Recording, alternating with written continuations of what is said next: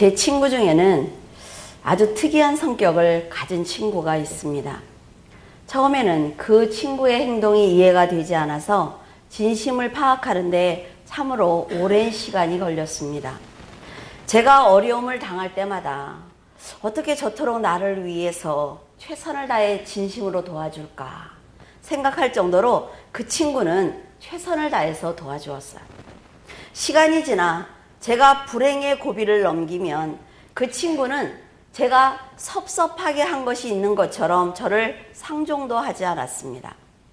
그 친구의 성격을 파악하지 못했던 저는 그때마다 그 친구의 기분을 풀어주기 위해서 얼마나 노력을 했는지 몰라요. 제가 어려운 일이 생길 때까지 그 관계는 회복되지 않았습니다. 제 삶이 풍족하지 않았기 때문에 어려운 문제는 계속 생겼어요. 그리고 또 해결되기를 반복했겠죠. 그럴 때마다 그 친구의 반응이 그때마다 달랐던 거죠. 이 친구의 성품을 그제야 알게 되었습니다. 물론 지금도 그 친구가 왜 그런 행동을 했는지 솔직히 이해하지는 못합니다. 그런데 악감정을 가지고 저를 대한 것이 아니기 때문에 지금도 관계를 유지하고 있습니다. 지금 느끼는 것은 제가 자신보다 늘 부족한 삶을 살아주기를 그 친구가 바랬구나 라는 생각을 해요. 내가 항상 도울 수 있는 그런 자리에 얘가 있었으면 좋겠다. 그런 생각을 한 것 같아요. 어떻게 보면 보통 사람들이 다 그런 마음을 가지고 있지 않을까요? 겉으로 드러내지 못할 뿐이지 상대가 나보다 잘 살면 기분 나쁘지 않습니까? 상대가 누구이든 자신보다 어려웠던 사람이 나아지면 그 관계는 하나도 달라질 것이 없음에도 불구하고 스스로 패배의식이 생겨서 마음이 상하는 것입니다. 이런 마음은 아주 악한 인간의 본성에서 나오는 거예요. 더 깊이 들여다보면 남의 불행을 즐기는 사탄이 주는 마음입니다. 친구가 편안해지면 함께 기뻐하고 축복을 해야 할 일임에도 불구하고 그의 축복이 자신의 불행인 것처럼 낙심하는 거죠. 이런 인간의 본성 때문에 하나님께 사랑을 받던 아벨을 가인이 죽인 것입니다. 하나님의 축복을 갈망하는 야곱을 에서가 죽이려고 한 거예요. 하나님께서는 야곱과 아벨을 택하셨을 뿐입니다. 그런데 가인과 에서의 생각은 하나님께서 내가 아닌 저들을 부르신 것은 곧 나를 미워하는 것이다 라는 생각을 했단 말이죠. 그래서 스스로 불행에 빠지는 것입니다. 아벨과 야곱을 공격한 거예요. 하나도 달라질 것이 없단 말이죠. 그런데 상대가 잘 되는 건 곧 내 패배라고 생각을 하는 거예요. 그들이 지혜로웠다면 사랑을 받는 사람들을 따라했을 것입니다. 야곱과 아벨이 사랑을 받는다면 하나님께서 왜 그들을 사랑하시는지 고민해야 된단 말이죠. 그들의 믿음을 흉내내면서 지혜를 얻어야 하는 것입니다. 여러분, 저는 그렇게 생각을 해요. 창조는요, 여러분, 많이 모방한 사람이 창조하는 거예요. 처음부터 너는 창조적으로 넌 뭐든지 해야 돼. 아무도 할 사람 없단 말이죠. 그 모방을 계속 하다가 자기의 것이 생기는 거예요. 가인과 에서가 가진 악한 생각은 사탄이 주는 죄의 씨앗입니다. 그래서 한번 딱 붙들리면 그 씨는 죄를 어때요? 싹을 틔운단 말이죠. 그리고 자라면서 사망의 열매를 맺는 거예요. 그래서 여러분들은 처음부터 선한 씨앗을 가져야 된단 말이죠. 악한 생각을 절대로 하면 안 된단 말이에요. 예수님께서 마음의 음욕을 품는 것은 간음하는 것과 같다라고 말씀하신 것은 음욕이 결국 간음의 자리를 만들기 때문에 그렇습니다. 상대가 자기보다 더 나은 삶을 살면 마음이 괴롭고 고통스러운 것은 그만큼 하나님을 믿지 못하고 영원한 세계에 소망이 없기 때문에 그런 마음이 생기는 거예요. 그래서 이런 마음은 결국 자신을 불행하게 만들 것입니다. 하나님을 원망하다가 결국 떠난단 말이죠. 하나님께서 원하시는 성도는 어떤 환경이 주어질지라도 하나님께서 나를 마지막에는 선한 길로 인도하실 거야. 지금 내가 아무리 고난 가운데 있지만 이 길조차도 선한 길일 거야 믿고 따라가는 신앙입니다. 끝까지 이 믿음이 변치 않으면 하나님께서는 그 성도를 자랑하기 위해서 높이신단 말이죠. 사람은 자기 스스로 높아지는 거 아니에요. 다른 사람이 나를 높이는 거죠. 하나님이 나를 높여야 된단 말이에요. 하나님께서 높이시면 반드시 영화로울 수 있습니다. 다윗은 압살롬을 피해서 자신을 따르는 사람들과 함께 길을 떠났습니다. 피난길을 가면서 그는 자신의 불행을 이용하려는 시바와 자신의 불행을 즐기는 시므이와 같이 악한 사람들을 만났습니다. 시바는 사울의 종이에요. 요나단의 아들 무비보셋을 주인으로 섬겨라 라는 명령을 다윗으로부터 받았습니다. 그는 피난길을 가고 있는 다윗을 위해서 많은 양식을 가득 싣고 그를 찾아온 것입니다. 다윗은 아무 준비 없이 도망 나왔단 말이죠. 그런데 자신과 백성들의 양식을 잔뜩 준비해서 온 그 시바가 얼마나 고마웠겠습니까? 굉장히 반가웠을 것 같아요. 그러나 다윗은 그 시바가 어떤 마음으로 이런 것을 준비했는지 알지 못했단 말이에요. 신명기 15장 7절에 보면 내 하나님 여호와께서 내게 주신 땅 어느 성읍에서든지 가난한 형제가 너와 함께 거주하거든 그 가난한 형제에게 내 마음을 완악하게 하지 말며 내 손을 움켜쥐지 말고. 하나님께서는 내 손을 펴서 가난한 형제가 쓸 것을 줘라 라고 명령을 하셨어요. 내가 하나님의 명령대로 다 지켜서 행하면 하나님께서 말씀에 순종한 너에게 복을 줄 것이며 너희 중에 가난한 자가 없을 것이다 라고 약속을 하셨습니다. 여러분, 성경에 보면요, 복 받는 방법이 얼마나 많은지 몰라요. 우리는 복을 달라고 매달리지만 성경에는 이미 어떻게 하면 복을 받는다는 것이 다 기록이 되어 있단 말이죠. 이 말씀대로 선한 마음으로 사랑을 베푼 사람은 하나님께서 그와 그의 가정, 그러니까 그와 함께 있는 모든 사람들에게 복을 주시겠다. 그래서 가난의 고통이 사라지게 하겠다라고 약속을 하셨습니다.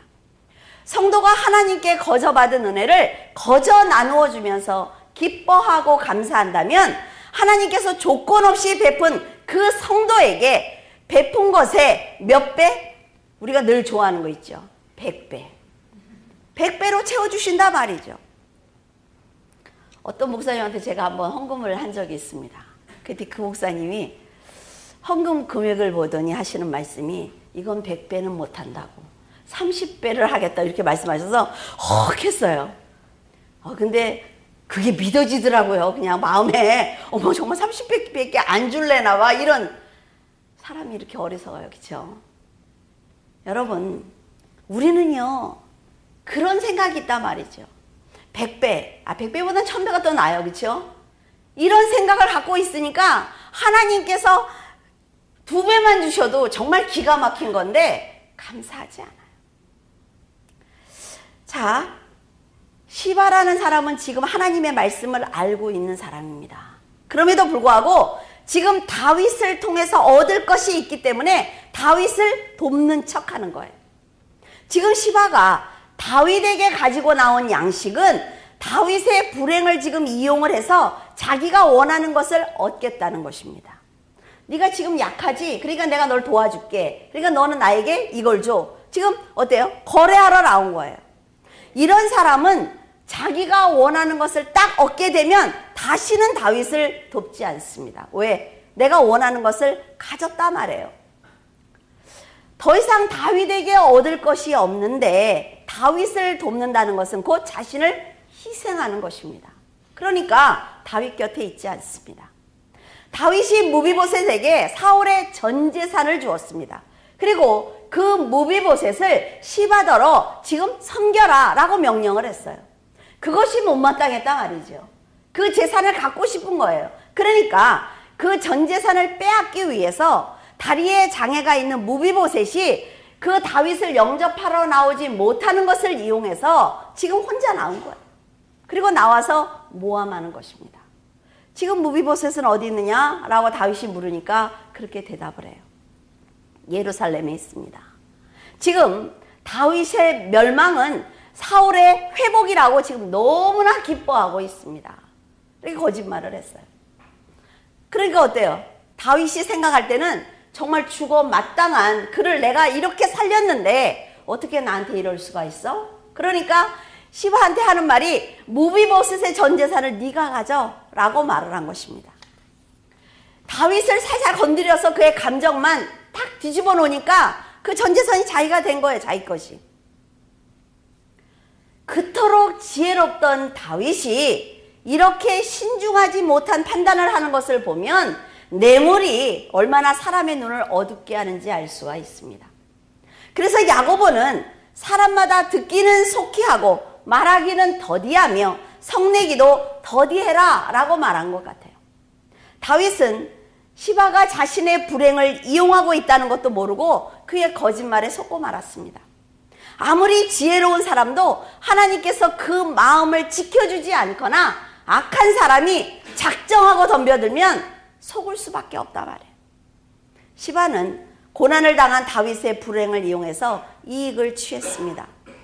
무비보셋이 걷지 못하는 장애를 이용해서 그의 전 재산을 빼앗고 말았어요.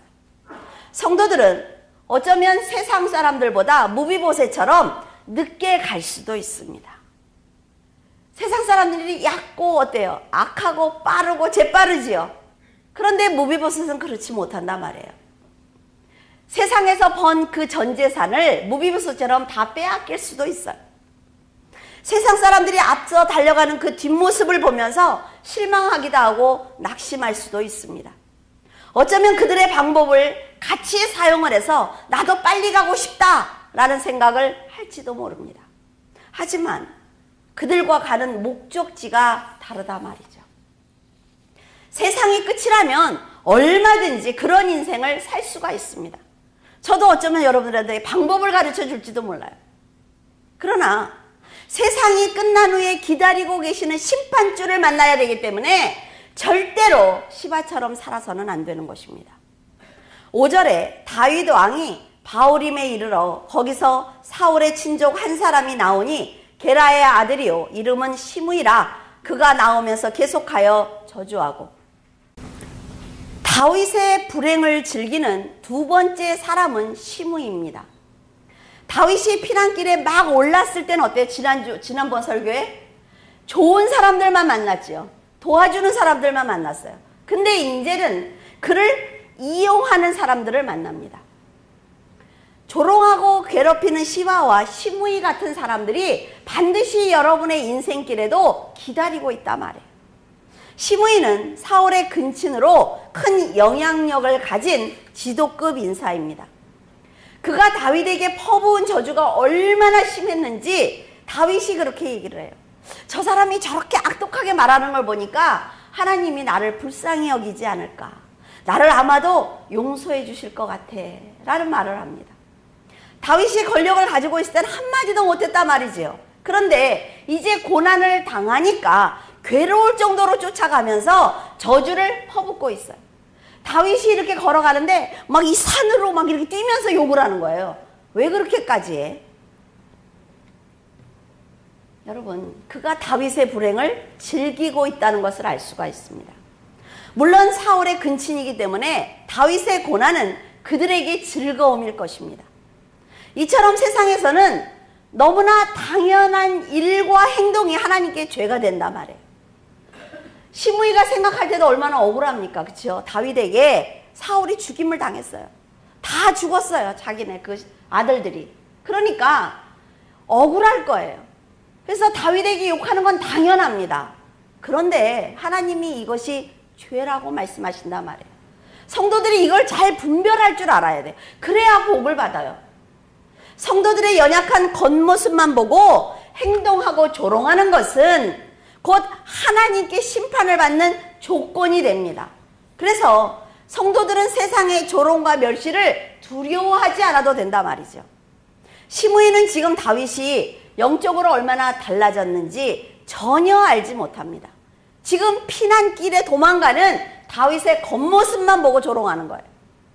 그가 만약 다윗의 믿음이 회복되었고 시간이 조금만 지나고 나면 다시 왕권을 회복할 것이라는 것을 그가 만약 영적으로 기도해서 알았다면 이렇게 했을까요? 절대로 하지 않았겠죠. 인간은요, 이렇게 한 치 앞도 내다보지 못한단 말이죠. 그래서 질그릇에 생명을 안고 오신 예수님을 알아보지 못한 거예요.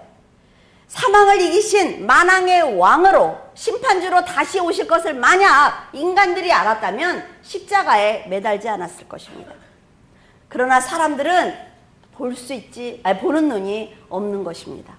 영적으로 조금만 깨달아도 절대로 죄의 자리에 앉지 않는단 말이죠.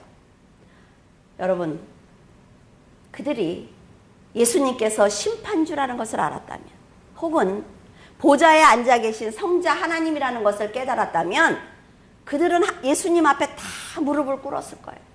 근데 예수님은요, 그런 사람을 원하는 것이 아닙니다. 예수님은요, 교회 다니는 사람을 원하는 게 아니에요. 메시아라는 것을 믿고 그분 앞에 무릎을 스스로 꿇는 자를 원하는 거예요. 그래서 나는 믿음이 있습니다, 나는 교회를 다니고 있습니다, 다 소용없다 말이죠. 내가 정말 믿음을 가지고 그렇게 살아내고 있느냐, 내가 늘 예수님이, 하나님이 내 옆에서 나를 보는 것처럼 그런 행동을 하고 있느냐, 그거예요. 여러분, 세상이 믿음으로 사는 성도들을 보면 그렇게 말할 거예요. 정말 헛된 것을 의지하는 어리석은 사람들이다. 제 블로그에도 그렇게 댓글을 다는 사람들이 참 많습니다. 그러나 만약 그들이 눈이 열려서 천사가 수종을 드는 하나님의 자녀라는 것을 안다면 절대로 성도들을 비웃고 조롱하지 못할 것입니다. 하나님이 비밀이라고 했단 말이죠. 하나님을 믿는 것을, 하나님께서 구세주고 이 땅에 생명을 주시기 위해서 오신 것을 비밀이라고 했단 말이죠. 여러분들은 지금 그 비밀을 알고 계시는 분들이에요. 영적인 세계를 보는 눈이 없기 때문에 성도들을 조롱하고 하찮게 여기는 것입니다. 하나님을 조롱하고 저주하기를 두려워하지 않는 거예요. 성도를 조롱하는 것은 곧 하나님을 조롱하는 것입니다. 하나님을 조롱하는 사람이 훗날 받을 그 심판의 고통은 상상할 수가 없어요. 10절에 왕이 이르되 수리아의 아들들아, 내가 너희와 무슨 상관이 있느냐? 저가 저주하는 것은 여호와께서 그에게 다윗을 저주하라 하심이니 내가 어찌 그리하였느냐 할 자가 누구겠느냐 하고, 시므이가 너무 심하게 저주를 하니까 아비새가 그를 죽이겠다고 나섰습니다. 다윗은 아비새를 말리면서 하는 얘기가, 시므이가 저주하는 것은 하나님께서 내가 들을만 하니까 허락하신 거야. 그런데 네가 그것을 말려서야 쓰겠니?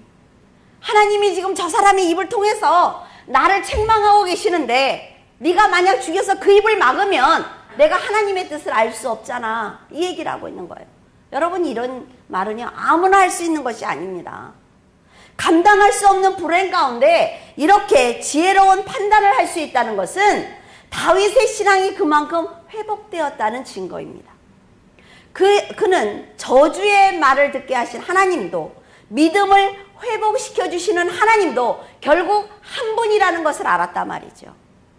우리는 축복을 주는 하나님만 좋아해요. 그래서 고난을 당하면 하나님을 원망해. 이건 축복을 받을 수가 없다 말이죠. 하나님이 나에게 축복을 주셨으면 고난도 주십니다. 고난을 받았을 때 감사해야만 축복이 올라가는 거예요. 지금 시므이가 정말 중요한 사실을 모르고 있어요. 그거는 자신이 퍼붓고 있는 저주와 조롱을 다윗이 받을 그릇이 없다는 것입니다. 여러분, 굉장히 중요한 얘기를 하고 있어요. 성도들이 이걸 알아야 돼요. 내가 누구에게 저주를 퍼붓었어요. 누구를 욕을 했어.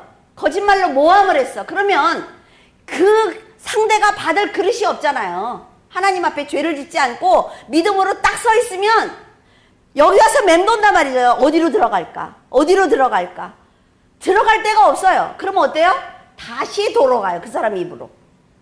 그래서 그 저주는 그 사람에게 임하는 것입니다. 자, 우리는 그런 얘기를 하죠. 우리가 중보기도를 했을 때 우리가 누구를 위해서 기도했어요. 복을 받게 해달라고. 근데 그 사람이 받을 그릇이 없어. 그럼 어때요? 나한테 와서 내가 다시 복이 된다고 얘기하지요. 근데 그 말은 좋아한단 말이죠. 그쵸? 아, 이렇게 던지면 그게 나한테 와. 이게 막 수백 번 던져먹고 힘도 안 들어. 왜? 나한테 오니까. 그러니까 받을 수 없는 사람들만 또 기도를 해. 응? 그런데 내가 한 행동과 저주가 나에게 다시 온다는 생각은 안 한단 말이에요. 여러분, 이게 더 무서운 것입니다. 시므이가 다윗에게 던진 말은 다윗이 받아야만 저주가 이루어집니다. 그죠? 그런데 다윗은 지금 하나님의 보호 안에 있어요. 그렇기 때문에 저주가 머물 곳이 없단 말이에요. 그래서 시므이의 입으로 다시 들어가는 거예요. 여러분, 굉장히 두려운 얘기입니다. 그래서 성도들이 온전히 믿음을 지키고 있으면 누가 나를 저주하든 조롱하든 상관없단 말이죠. 왜? 결국 그가 받을 거니까. 그러면 어때요? 살만하죠? 훗날 다윗이 궁으로 돌아올 때 시므이는 자기가 던진 그 저주를 자기가 받았어요. 그래서 다윗 앞에 어때요? 무릎을 꿇었죠? 솔로몬이 그를 죽였습니다. 그 저주가 그에게 임했단 말이에요. 그래서 세상의 소유로 사람을 판단하지 말고 영적인 믿음으로 판단할 줄 아는 사람이 지혜로운 사람입니다. 하나님께서는 세상의 소유가 아니라 믿음으로 판단하세요. 그렇기 때문에 상대를 쉽게 생각하고 던진 말과 행동은 결국 자신에게 저주로 돌아오는 것입니다. 그것을 알고 살면요, 여러분 늘 평안하게 살 수가 있습니다. 누가 뭐라 그러면 누가 뭐라 했대? 누가 뭐라 했대? 나에 대해서 뭐라 그랬대? 뭐라 그랬대? 이거 하다가 1년 가. 그리고 연말에 어때요? 하나님, 올해도 또 이 사람 저 사람 뒤지느라고 기도 못했습니다. 또 회개. 나 인생 다 가버려. 22절에 이에 사람들이 압살롬을 위하여 지붕에 장막을 치니 압살롬이 온 이스라엘 무리의 눈앞에서 그 부친의 후궁들로 더불어 동침하니라. 하나님의 말씀이 하나씩 이루어지는 걸 보셔야 됩니다. 압살롬은 반역하는 데 성공을 했습니다. 그래서 아히도벨과 아주 크게 기뻐했어요. 그때 다윗의 친구 후세가 압살롬에게 왔죠. 저는 왕을 위해서 최선을 다하겠습니다. 그래서 다윗을 배신했습니다. 라고 왔어요. 그러면서 막 아부를 합니다. 그러니까 압살롬이 그 후세에 대해서 세밀히 살펴보지도 않고 그냥 믿어버리는 것입니다. 왜? 자기에게 아부하니까. 이런 실수를 절대로 범하면 안 된단 말이죠. 영적으로 항상 두드려 봐야 돼. 이게 맞는 것인지, 정말 저 사람이 진심으로 나에게 하는 말인지. 아히도벨이 처음으로 낸 계략은 다윗의 후궁을 모든 백성들이 보는 앞에서 압살롬과 동침을 시키는 것입니다. 다윗이 다시는 회복하지 못하도록 폐륜적인 방법을 선택한 거예요. 이런 악한 계략은 하나님께 큰 죄가 됩니다. 그래서 심판의 조건이 되는 거예요. 여러분들에게 한 가지 부탁드리고 싶은 거는 여러분들이 하는 말과 행동이 하나님이 보실 때 심판의 조건이 되는지 항상 살펴보셔야 돼요. 내가 저 사람보다 뛰어난 것 같고 지혜로운 것 같지만 하나님이 보실 때 지금 내가 하는 행동이 심판의 조건이 되는지 안 되는지, 저 사람이 더 선한지 아주 객관적으로 판단하셔야 돼요. 압살롬은 이미 판단력을 잃었어요. 그래서 아히도벨의 계략이 다윗을 무너뜨릴 수 있는 아주 좋은 방책이다 라는 생각을 한 것입니다. 그래서 이스라엘 무리들이 보는 앞에서 아버지의 후궁들과 동침을 합니다. 어떻게 아들이 아버지의 아내들과 동침을 할 수 있는지 아무리 읽어도 이해가 안 돼요. 아무리 반역에 성공했다고 해도 사람으로서 해야 될 일이 있고 해서는 안 되는 행동이 있습니다. 그러나 압살롬은 권력을 가질 수만 있다면 어떤 죄라도 다 지울 수 있었던 거예요. 그 생각 자체가 이미 하나님께 죄가 되기 때문에 그는 다윗에게 이겼음에도 불구하고 왕권을 오래 지속하지 못했습니다. 내가 당장 악한 방법을 갖고 이긴다 그래서 이긴 게 아니라 말이죠. 여러분은 어떤 사람이 복을 받는지 꼭 기억하시기를 바라요. 지금 내가 한 이 말과 행동이 하나님께 죄가 되는 것은 아닌지, 지금 이 행동으로 하나님께 어떤 심판을 받을 것인지 날마다 매 순간마다 고민하셔야 됩니다. 저는 사람들이 죄라는 것을 몰라서 죄를 짓고 있다라고 생각하지 않습니다. 하나님을 모르는 세상 사람도 양심이라는 것이 있어요. 그래서 죄를 짓기 전에 어때요? 망설이기도 하고 돌이키기도 합니다. 누구나 죄가 나쁘다는 것을 알고 있단 말이죠. 그 죄가 양심에 국한된 것인지 세상 사람들처럼, 아니면 영원한 생명과 연결되어 있는 것인지, 그게 다를 뿐이지 죄를 지으면 안 된다는 걸 다 알고 있습니다. 알면서도 성도들조차 그 죄를 이기지 못하고 죄의 자리에 앉아 있는 거예요. 그 자체가 하나님을 향해 심판을 받을 준비가 되어 있다고 소리치는 것과 같습니다. 자, 이제 해보시라고. 내가 죄의 자리에 이렇게 앉아 있으니까 마음대로 해보시라고 말하는 것과 같단 말이죠. 한번 심판해 보시라고, 그 심판이 얼마나 무서운지 한번 당해보겠다고 말하는 것과 같은 것입니다. 하나님이요, 얼마나 두려운 분인지 아셔야 된단 말이죠. 정말 저는 그렇습니다. 하나님 앞에 기도하면서도 정말 다리가 달달달 떨려요. 너무 무서워서. 하나님이 얼마나 무서운 분인지, 하나님이 막으면 절대로 길이 없다는 걸 저는 당해봤기 때문에, 여러분, 하나님은 굉장히 무서운 분입니다. 그런데 너무 믿음들이 좋아. 제가 보면 너무 믿음들이 좋아요. 하나도 안 무서워. 하나님께서 심판의 칼을 드셨을 때 그것을 감당할 수 있는 사람이 없단 말이죠. 여러분, 하나님은요, 숨 쉴 구멍도 안 남겨놓으시는 분이에요. 왜? 생명이 하나님의 것이기 때문에. 그래서 빨리 죄의 자리에서 옮겨 앉아야 합니다. 그러지 않으면 하나님이 치는 거기에 맞으면요, 가루가 돼버려요. 물론 하나님을 믿지 않거나 쉽게 생각을 하니까 그런 행동을 할 것입니다. 그렇지만 하나님께서는 살아계신 분이고 너무나 두려운 분이기 때문에, 여러분이 만약 잘못된 길을 가고 있거든 빨리 돌이켜서 회개하시기를 바라요. 우리가 사무엘 상하를 통해서 누가 저주를 받고 누가 복을 받는지 다 알고 있습니다. 여러분들 툭 치면요, 성경 말씀이 줄줄 나오죠. 다 알아. 그런데 하나님을 믿는다고 하면서 말씀대로 살지 않는단 말이죠.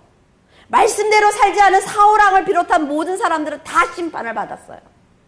그리고 하나님께 축복을 받은 사람은 하나님의 살아계심을 믿고 두려워하면서 말씀대로 살기 위해서 노력한 사람들, 자신을 버린 사람들은 다 축복을 받았습니다. 저는 정말 오늘도 우리 부모님한테 하나님이 너무 불쌍하다고 그랬어요. 왜 그런 줄 아십니까? 우리가 조금만 마음을 요만큼만 돌이키려고 요만큼만 이렇게 하면 칭찬하셔요. 내가 그 아이한테 복을 준다고, 그 아이가 마음을 돌이키고 있다고. 여러분, 그런 하나님의 비유를 왜 못 맞춥니까? 그렇죠?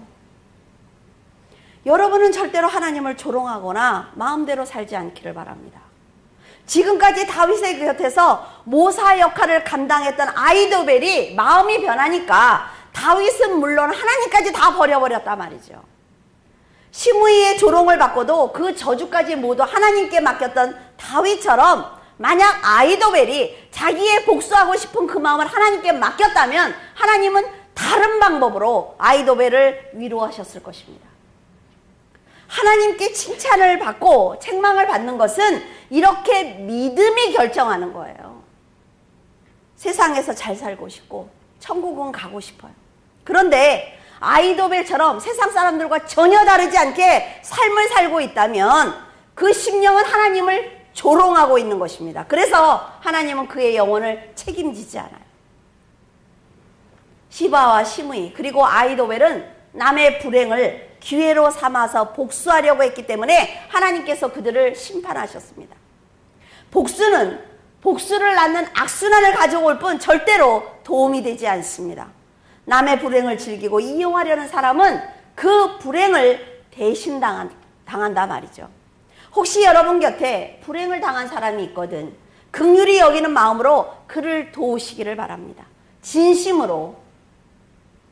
하나님께서는 그럼 지혜로운 방법으로 여러분을 높이시고 영화롭게 해주실 거예요. 천지를 지으신 하나님께서 모든 것의 주인입니다. 모든 것의 주인이에요. 그 하나님을 의지했기 때문에 다윗이 다시 회복된 것처럼 여러분이 전능하신 하나님을 의지해야만 다시 회복될 수 있고 영육간의 복을 받을 수가 있어요. 정말 받을 수가 있습니다. 여러분은 언제나 다윗처럼 저주를 들어도 다시 왕의 자리로 돌아가도 언제나 하나님을 높이고 의지하는 귀한 성도가 되시기를 예수 그리스도의 이름으로 축원을 드립니다. 기도하겠습니다. 하나님 아버지, 다윗의 인생을 봅니다. 그를 도와주는 사람들을 하나님 계속해서 만나는 것을 볼 수가 있습니다. 그리고 그를 해하는 사람들을 또한 계속해서 만나는 것을 볼 수가 있습니다. 그러나 다윗은 조금도 흔들리지 않았습니다. 하나님께서 저주하라고 하셨으니까 저주할 것이고 하나님께서 듣게 하셨으니까 내가 듣는 것이라고 말하는 다윗의 그 믿음을 저희들도 따라하기를 원합니다.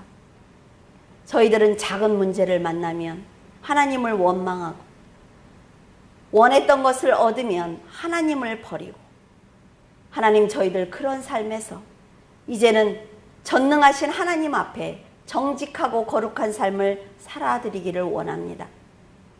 하나님 저희들 예배를 드릴 때는 너무나 거룩한 모습으로 정말 믿음이 있는 것처럼 다른 사람들을 이끌어내는 것처럼 하나님 아버지 그런 모습으로 예배를 드리다가 각자 흩어져 세상으로 갔을 때는 세상 사람들과 전혀 다르지 않는 그런 모습으로 살고 있는 것은 아닙니까? 하나님 저희들 복받기를 원합니다. 그래서 이제 세상 사람들처럼 사는 그런 악한 모습들을 다 버리기를 원합니다. 오직 하나님 앞에 정직한 삶을 살아갈 수 있도록 도와주시옵소서. 그래서 하나님께서 저희들의 미래를 책임져 주시고 영혼을 책임져 주시는 그런 보호자가 되어 주시옵소서. 아버지 앞에 정직하게 살아가겠습니다. 아버지를 사랑하겠습니다. 하나님께서 귀한 성도들을 축복하시고 가정을 축복하시며 하나님 위로할 자를 위로하시고 긍휼히 여길 자를 긍휼히 여겨 주시옵소서. 주님께서 함께 하심을 감사하며 우리 주 예수 그리스도 이름으로 기도드립니다. 아멘.